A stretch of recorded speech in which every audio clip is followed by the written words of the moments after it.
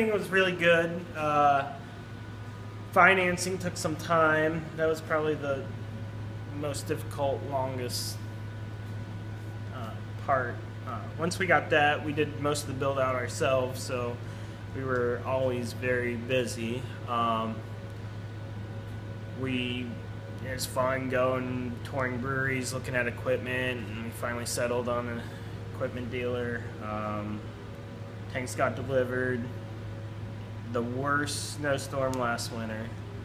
We were waiting, they were already delayed a couple months, and then finally they show up on an awful day. But that was entertaining. We got them set up, and then we started running all the plumbing, steam piping.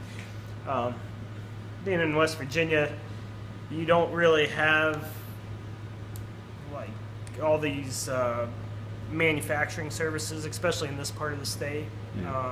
So it was like we had to do a bunch of stuff ourselves, but it's good. If we have a problem, we know how to fix it. So we know what we're doing with it now, or at least we like to think so. And you know, it's manufacturing, tons of capital.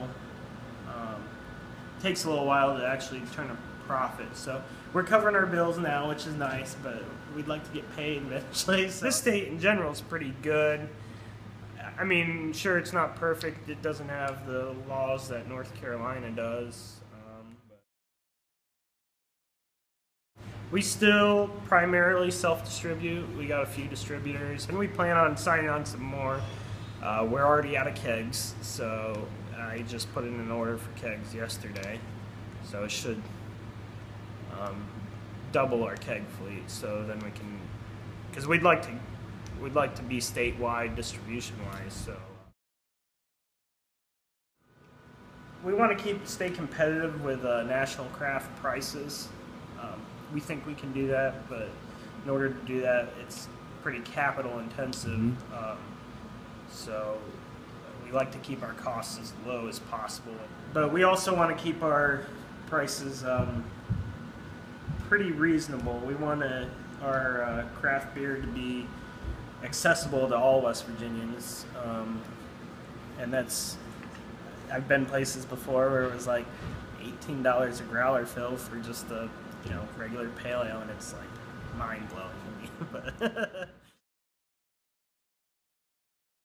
I grew up in a production environment. My family's always been in production, and I like the production end.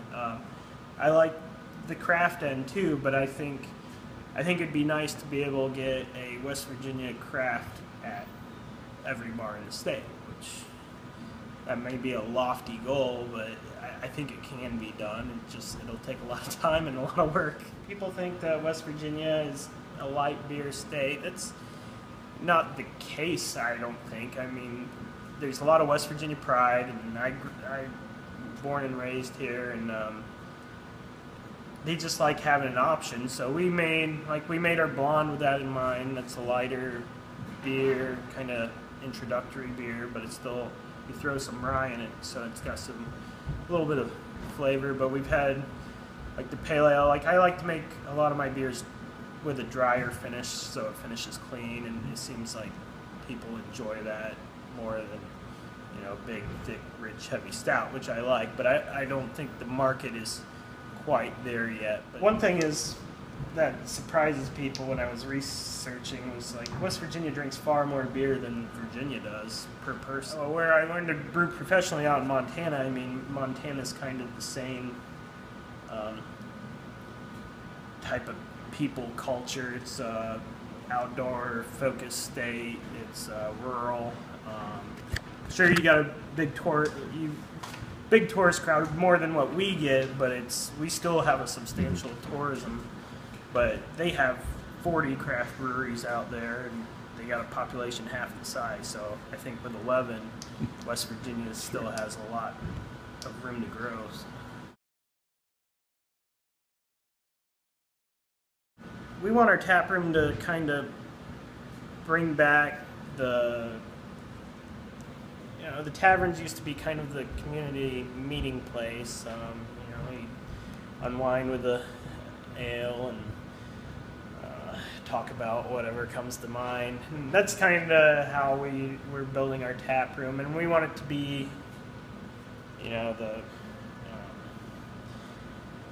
I guess the horse's mouth, so to speak, of the brewery, so people can come here and they can see directly what we're trying to do and what we're trying to do with our beers, and just have a public connection, because in the production environment I grew up in, which was the lumber industry, which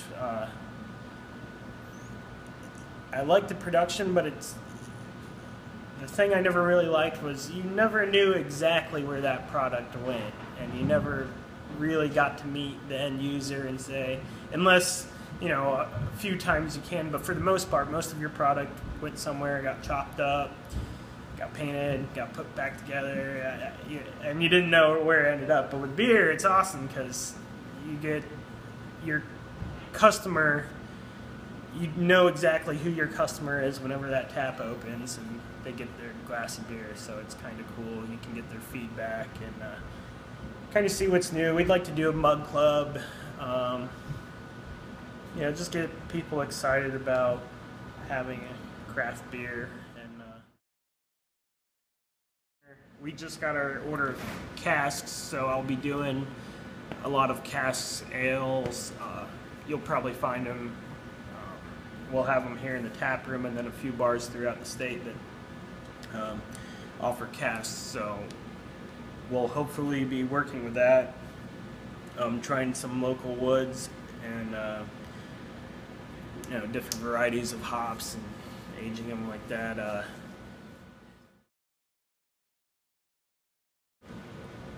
Our tap room is very important. It's our direct customer link, but we still want to be a production brewery at heart. And one big thing is because West Virginia is so rural, a lot of people drive to their home or they live out in the country, and I understand why they can't enjoy a couple pints and then feel comfortable driving home. So we're going to start canning hopefully by next summer.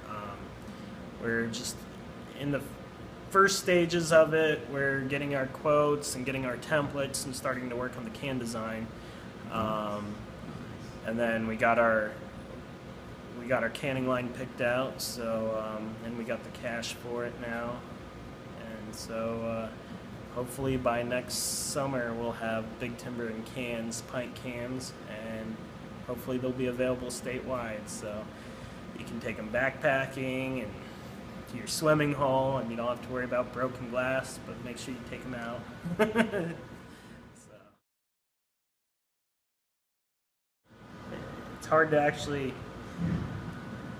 get too specific about it, but it's, I mean, I think it affects everything I do to a point. I like small towns. I've lived in Morgantown and Missoula, Montana, and those are the biggest towns I've ever lived in, and I almost think they're too big. So I like the small town. I like, you know, meeting people that I know at the grocery store, and